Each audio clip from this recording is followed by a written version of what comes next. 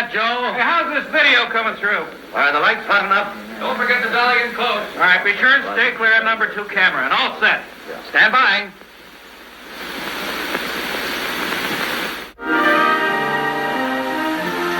Hello, I'm Bob Trout. I've got a story here that I think is big, really big, because it's bound to have a terrific impact on business. I'm talking about a new market, a big new market. Millions upon millions of new prospects with $15 billion to spend. So, ladies and gentlemen, just imagine this is 1954.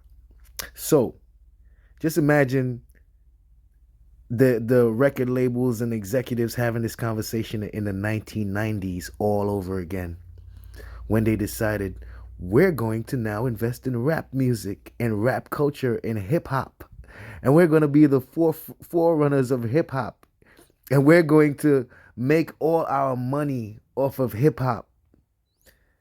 They basically repeated the same formula. It's very important. History repeats itself when you don't know the history, so you can't see it coming when it's happening. That's right, I said 15 billion. That's a lot of money, isn't it? The surprising thing is that it's a fresh market, still full of opportunities. It grew up so fast, got so big in a hurry, that few of us realize its scope. Now, these days, nobody's likely to pass up chances to sell. And yet right here in our own front yard, there's a neglected market. There's money waiting to be spent. To get the story of this market, to be able to tell you the secret of selling the Negro, we did a lot of digging. We talked to leading businessmen, the customers, and the salesmen. We went to Washington, D.C. We set up cameras and other key points around the nation. And out of this all, there emerged a story, the story of a new market.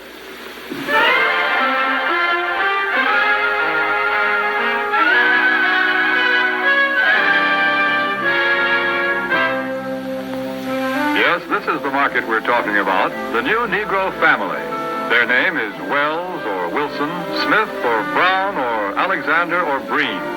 They live in Chicago, in Atlanta or New York, in Detroit, St. Louis, Los Angeles, any one of 1,000 cities and towns. All over the country, families such as this are enjoying new prosperity. They have new interests, new standards of living, a buying power they've never enjoyed before. Look at the black family, what it consisted of, how tight it was and together it was. Now, this new formula consists of the destruction of the black family, because this is the point where they infiltrated the black family. Now we're at the point to where there is no black family, and now they're just keeping it that way. But it's interesting to watch how it started, how a people who wanted us to not even come in their store, they didn't even want us to drink from the same fountains or use the same bathrooms. But for money, once they realized the buying power of these people, they put their racism to the side. They didn't stop being racist. They put their racism to the side to take your money. And once they got the money, racism continued as normal. We are being played. But you wouldn't know you're being played because you don't know what's happened to you. We got to go through this stuff. It's surprising that at this age, we got to go through 1960s and 70s information all over again, and people are hearing it for the first time. This is crazy. This is crazy. Some of this information is outdated, but it's so necessary now because we're basically like in kindergarten. We got to learn some of this outdated stuff just so that you can have a better understanding of what's going on with you today, so that you can learn the new information. I got to give you outdated stuff so that you can understand, just so that you can get to be able to learn the new information. Let's go. They're good prospects for practically all types of goods and services. All too often, though, they're overlooked prospects. Why? Because of some good, valid reason? No, they're overlooked because of mistaken ideas, because of out-of-date ideas about how the Negro lives and how he buys. The truth of the matter is that the Negro lives pretty much the same as other folks. He buys pretty much the same way, too. But just the same, a lot of old doubts and opinions keep cropping up over and over again. I don't like to do business with Negroes. They're drifters. You can't keep track of them.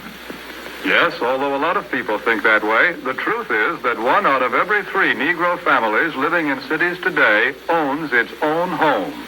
That figure comes directly from the United States Bureau of Census. So we got a people who is literally studying us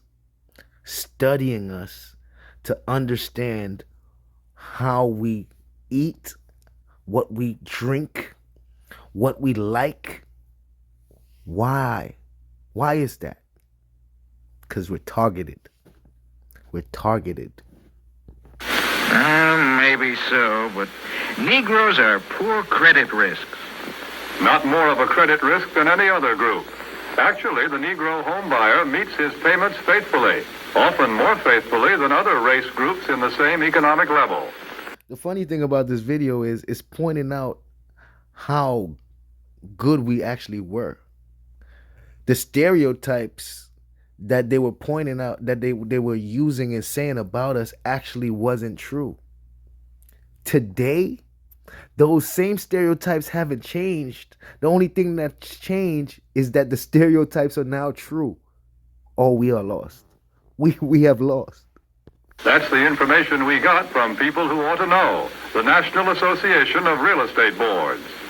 Well, maybe, but I've always heard that Negroes buy shoddy, poor quality merchandise. No, it's just the other way around. According to leading researchers, in proportion to population and income, Negroes buy more quality products than any other comparable United States group. You see, there are a lot of confused notions about the Negro customer. But when you dig right down and find out about them, they just don't hold water. Negroes own homes. They meet their payments faithfully. They buy good brands of merchandise. So why let a lot of old-fashioned ideas hurt profits? Take a look at the real facts.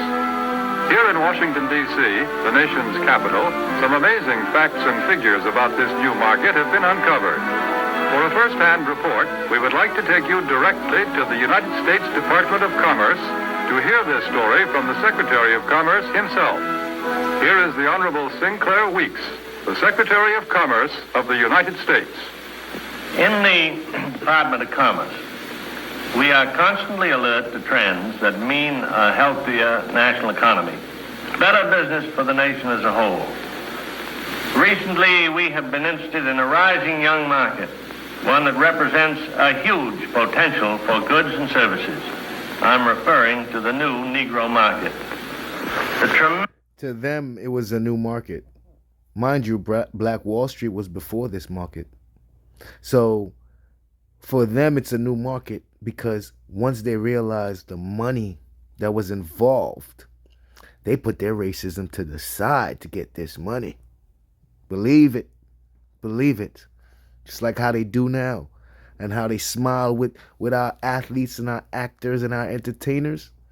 And they know that they're actually leading us into destruction because they're making so much profits off of it. Doesn't matter. Tremendous buying power of this group is backed, of course, by an increased earning power. The average Negro family's income is at a record high. In fact, since 1939, it has increased more than the average income of all other Americans. Just take a look at a few figures. An official Department of Commerce report shows that at least 1/3 of the Negroes living in cities earn from $2,000 to $5,000 a year. Today, the average Negro wage earner brings home a paycheck 4 times larger than the one he collected in 1939. As a whole, the Negro market has a total income of about $15 billion every year. And after taxes, Negro families still have many billions of dollars to spend. Here is a buying power that cannot help but have a tremendous effect on our national economy and on business prosperity in general. When these dollars are spent for a wide range of goods, services, and employment, business everywhere is bound to feel the impact. This new buying power has resulted in a class Negro market, a profitable, above-average income group of consumers. For example, the nation's largest newspaper and magazine research organization, Daniel Starch and Staff, reports these significant figures. More than 51% of the readers of Ebony magazine have a record player in their homes. Almost 64% own a television set. And almost 78% enjoy the convenience of an electric refrigerator. It is also a fact, and this is from the magazine The Food Field Reporter, that Negroes spend almost $3 billion a year for food alone. Per capita, they buy more cosmetics, drugs, and toiletries than anyone else in the country. And their children are better educated, too, because since 1930, enrollment in Negro colleges is up 2,500%. And that was a big issue. Because these Negroes going to these colleges, these black colleges, focusing on education, this is why we have civil rights today. Because those college students eventually created a movement. Let's go. But really, to recognize the importance of this class Negro market, we must realize that something has been happening economically in our country. People are on the move. The population is shifting. The makeup of metropolitan populations today is different than it was just a few short years ago. To give you a better idea of what we mean, we set up several cameras, candid cameras, in a number of shopping locations. Take a look at these shoppers.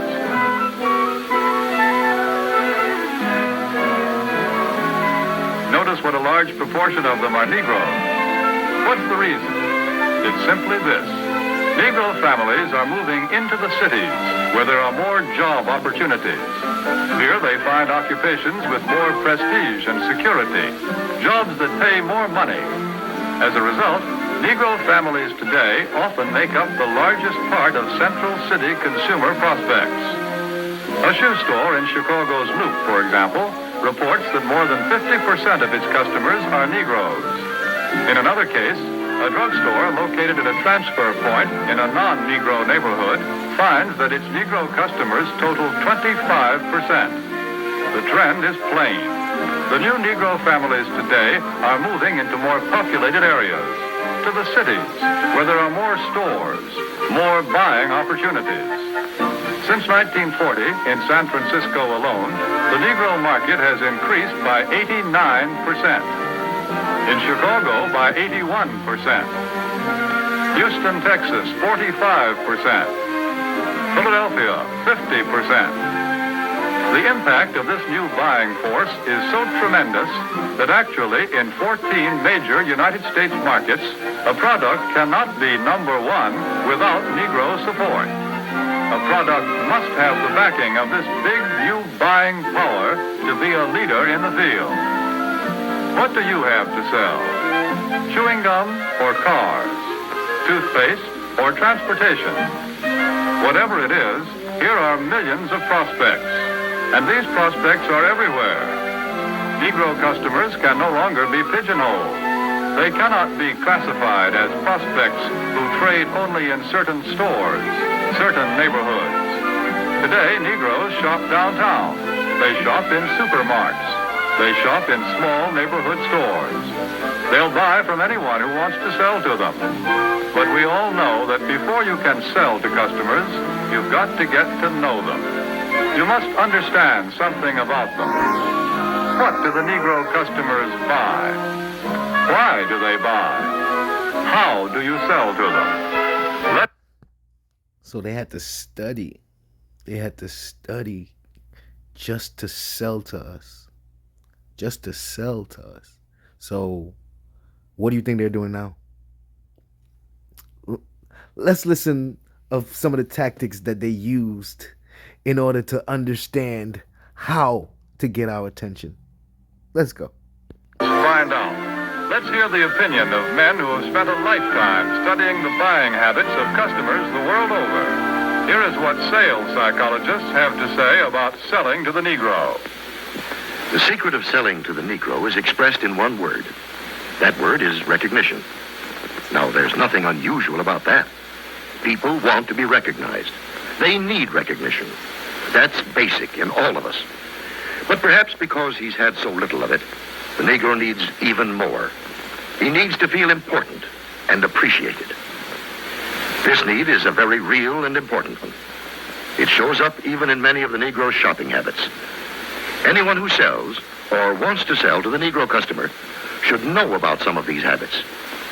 3 habits in particular play a big part in every sales transaction. To begin with, most Negroes buy by brand. They ask for products by name. They're quick to turn down off-brands. Do you wonder why? Well, listen to what this customer is thinking. That last hat I bought just didn't hold up at all. You see, for a long time, the Negro has been sold a lot of shoddy, second-class merchandise. So now he asks for name brands in order to make sure he gets his money's worth.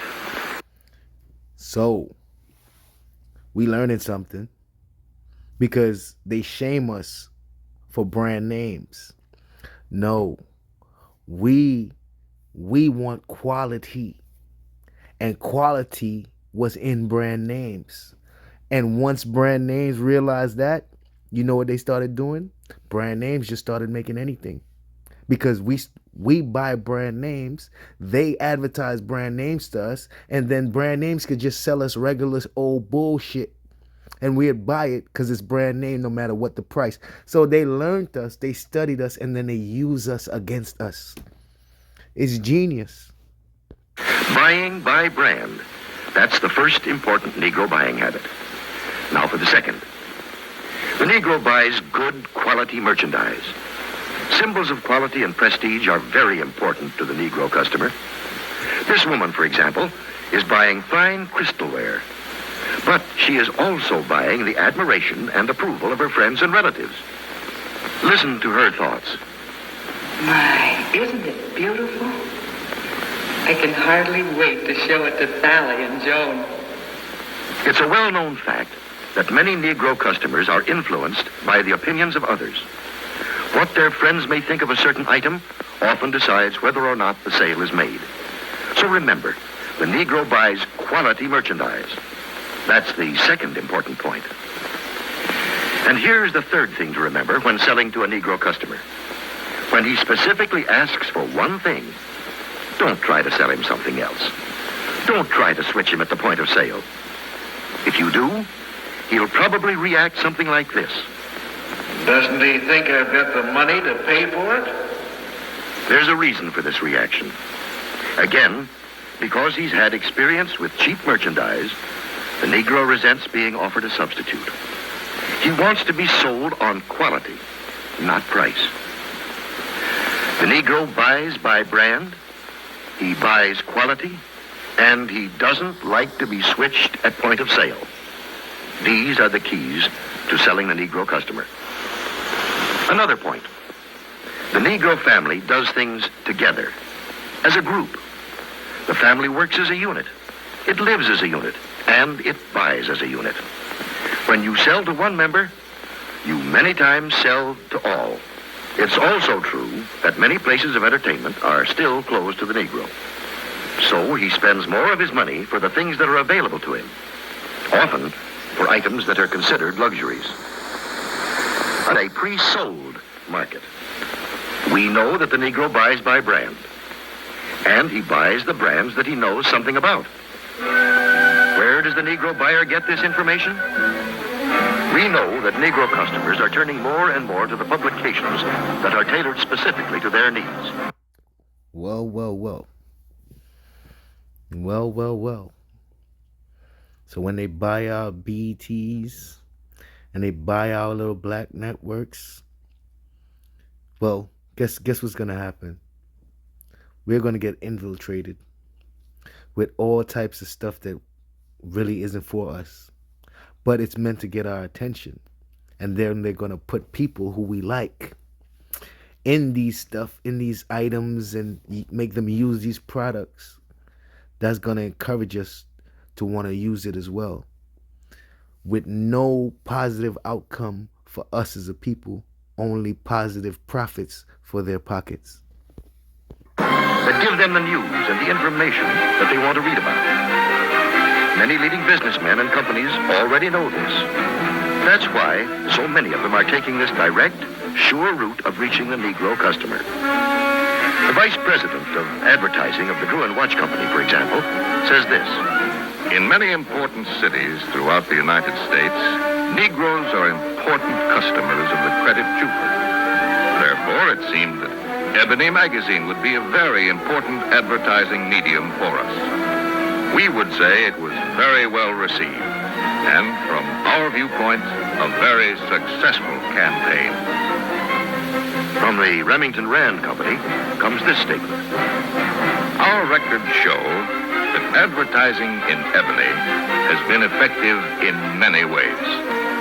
As all good advertising should, it has built a terrific amount of goodwill and has brought a volume of sales and sales inquiries. A representative of the Alaga Syrup Company makes this statement. Because of Alaga's regard for the influence of Ebony in the Negro market, advertising space was doubled.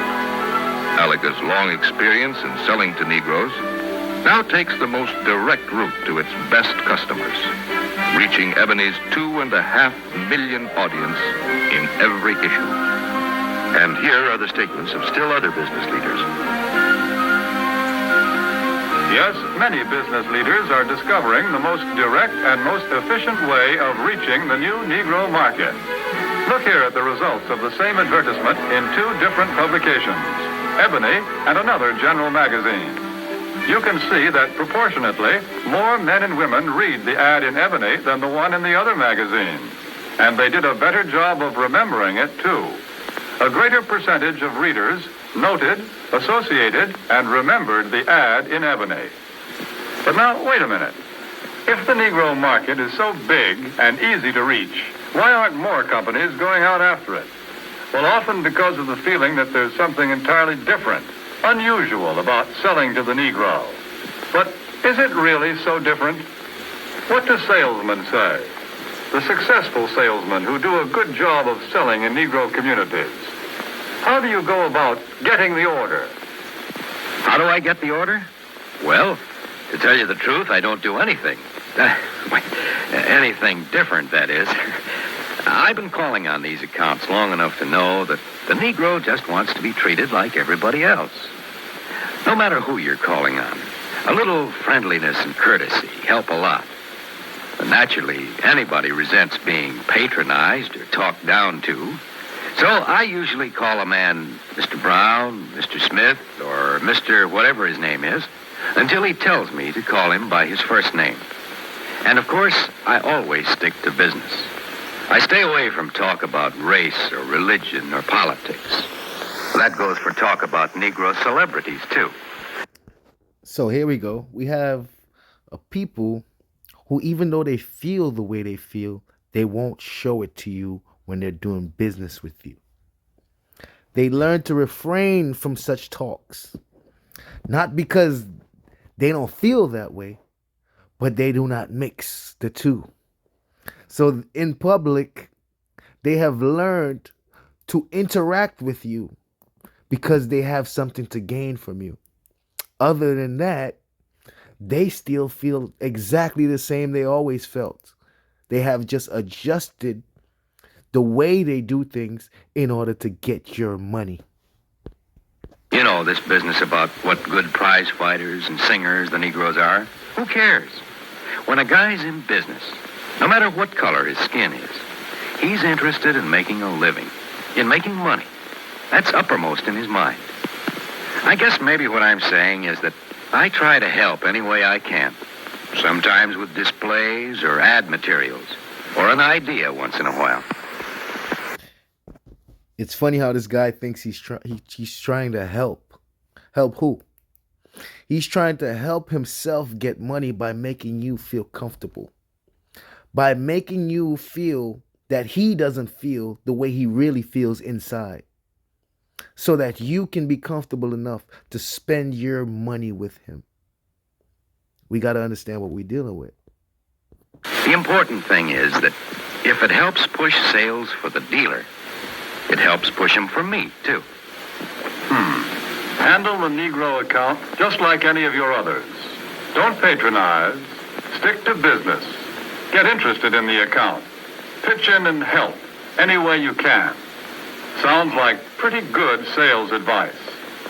That's the secret of selling the Negro. Well, how about it? What do you think of this new market? It can open new outlets for you and for everybody who sells goods or services.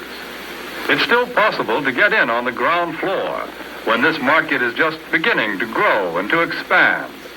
The facts and the figures that we see here are just a small sample of what they promise to be next year and the years after that.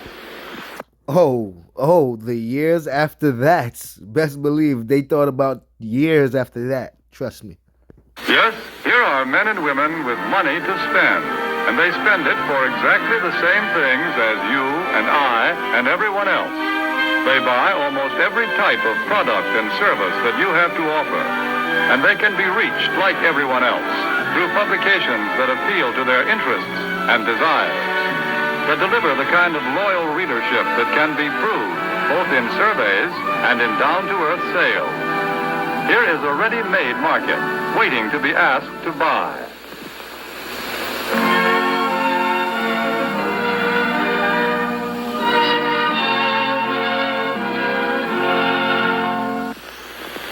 Here are millions of customers.